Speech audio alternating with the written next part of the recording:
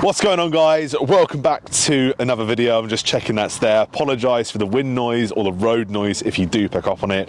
But you join me again in another video with the Ford Capri. If you've not checked out the first one, do go and check it out. And if you are new to the channel, my name's Chris. Again, just want to say a massive thank you to Virtual Motors and Ford crew for lending me these cars. In today's video, I've now had the car just over a week and I've been using it every day. So the questions are, if you're in the market for an EV car, really, should you get one of these? I've lived with it a week now. I want to give you my honest review, how it's been with living with it, and if it is worth considering buying one. So let's jump in because I'm freezing, and let's get driving. Now let's jump in the front of the car. This is not a bad place to be. Steering wheel, I really like the feel of the steering wheel. Entertainment system is far easier to use than Tesla's because it's right up here. However, it is a little bit glitchy. As standard on the select range, which is the one that you want, which is the one that you need, you get Apple CarPlay standard, so it's nice and easy.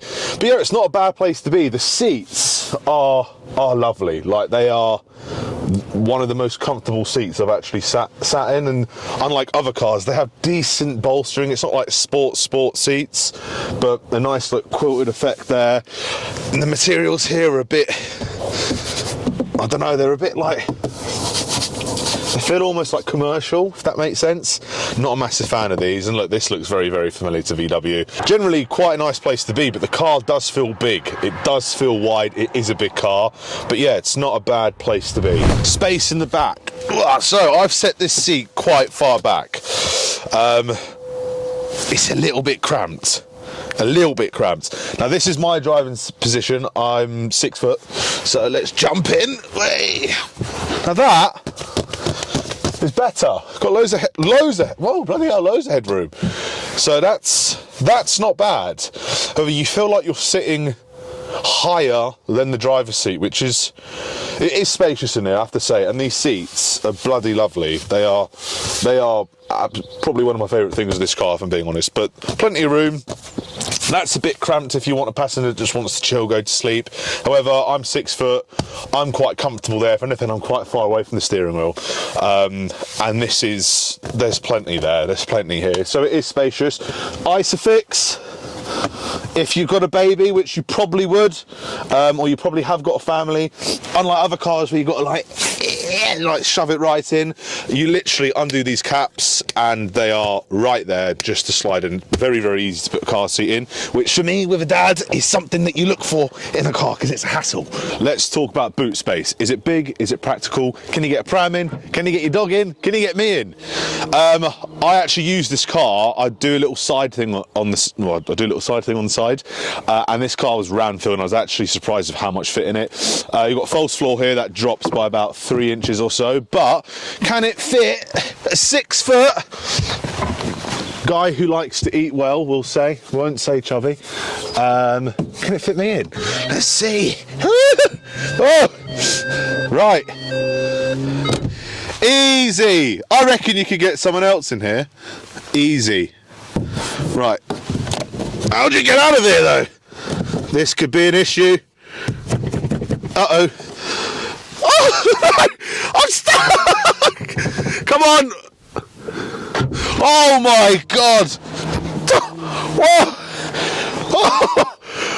That was quite scary. I don't know what's going on with my hair today, chaps. It's like someone's put super noodles on the top of my head. I'd rather beat you in the comments than you beat me, so they say. Let me just move this little hairy muff here.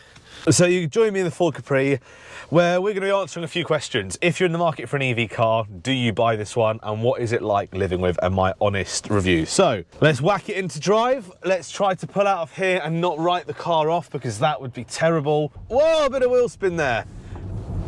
And we're up to the speed limit already. Ford Capri, first of all, what is it like living with, and should you buy one? The long story is if you're in the market for this type of car, then yeah, you should really consider getting one of these. As I sort of touched on in the previous video, if you've not seen it, click somewhere anywhere where I decide to put it. If you're in the market for this type of car, yeah, it's an incredibly attractive prospect with what it comes with and sort of day-to-day living of the overall car as well. First things first, as you've just seen their performance, it's plenty quick enough. If you go for the top of the range, you've got 340 brake horsepower, gets you to 60 in, they say, just under 6 seconds, which is plenty quick enough. You go for sort of entry level, it's still quick. Look, EV cars, as we know, they're nippy, they get you out of trouble where you need to get out of trouble. Yeah, all good on that side of things. Don't go blasting it round bends or hurling it around country roads, because it is blimmin' heavy, and you feel that it's bloody heavy as well. Do you know what? It has been, and I've used it like I would use my normal car. So getting Gray in, Gray's my little boy, he's almost 9 months now actually. Getting Gray in, what is it like with a dog, with the baby seat, just living in the car as a family for the type of people that would look to get this car. It has actually been really pleasant living with. There are a few things that just I don't know why, and I'll talk about that in the next video, but general overall quite a positive experience with the new Ford Capri. Looks and styling, if I'm being completely honest, the day I got this car, or the day after, I had a face-to-face meeting for work, and bright yellow, I was like, oh god, like what to do? And I thought, I'm not going to park it in the car park because it's bright yellow. If it was a different colour, I would. And as I went round, there was one person outside. I thought that can't be the guy, and it was the guy. And it was a great icebreaker because he was like, "Oh, is that you in that yellow Lamborghini?" So. Yeah, definitely an icebreaker, but the looks are controversial. I've said that a few times. I think it does look smart in the right colour. I'm not a massive fan of the front of the car. The sort of side profile, rear profile, it is. I think it's all right. I think it's a good looking car. It's not a bad looking car at all for what it is. And let's face it, you're not going to have a family EV SUV car that looks absolutely gorgeous in this day and age, are you? General interior, never mind the exterior so much. I think when you buy a car, the more important thing to factor in is the interior, as that's where you're going to be spending most of your time. I've had no grief with this at all. The seats, as standard, you get 12-way adjustable seats. I feel like when you go to the top of the range, you do get slightly more adjustments. But I'm 6 foot and I can sit, honestly, comfortably in any position. There's a lot of flexibility with the seat, so I think anyone of any size, any shape, any height, you can probably find an ideal seating position because it goes so far forward, so high up, so low down, so far back. It is comfortable. And these seats, whilst we're on the subject, they are unreal. Like, they are so comfortable. I think they look really smart. I like the quilted sort of effect here.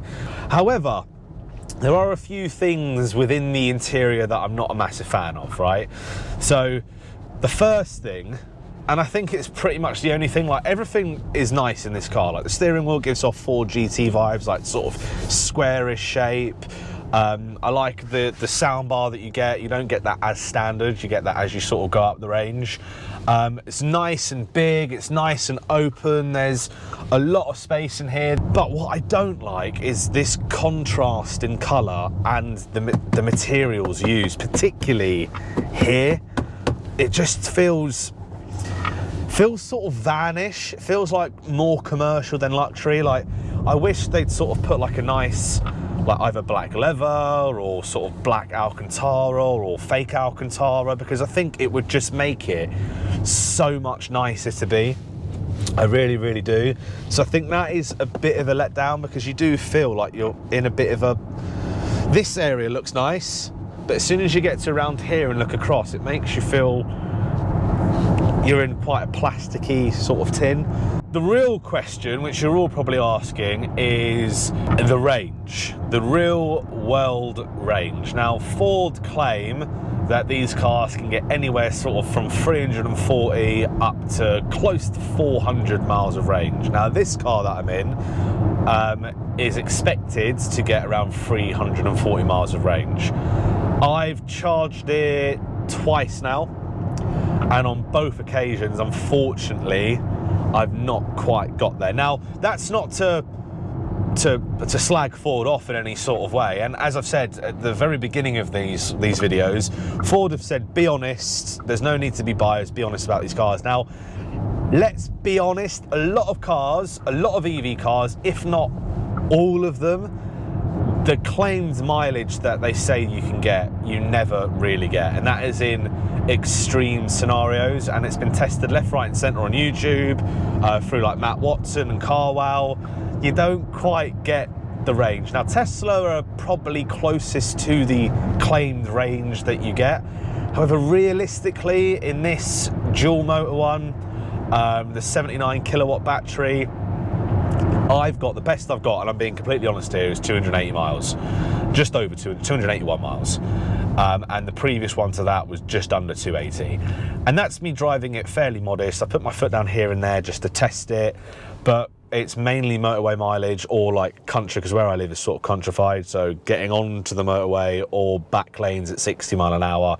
I feel like if you turn all the systems off, all the air conditioning and all that stuff, and drove like a granny, you know, doing 30 and a 60 and causing accidents on the motorway, yes, you'd probably get closer to it, but we're about 60 miles off the claimed range. But to think about it, to still get 280 miles is plenty enough, unless you're going up and down from one end of the country to the other. It can be a bit of an inconvenience, but it doesn't fall short of its competitors massively. And if anything, in some occasions, I think it falls middle. I think it falls middle ground in terms of range. It's not the best, but it's not the worst. But the overall drive and feel of the car, I've got to be honest, at first I was like, I'm not entirely sure on it. Coming out of because I've got a Tesla Model Y, you know, it feels very premium inside, and I like the way it drives. It's absolutely rapid. I got into this and I was like, oh, I don't really know how I feel about it. Started driving it, I was like, it feels a bit like lapsy-daisy sort of thing. And then I got back in the Model Y after about 6-7 days, and I was like, wow, this feels like, you feel everything, the steering's really tight. Then I jumped back in this, I was like, oh, this is just a lot more chilled to drive.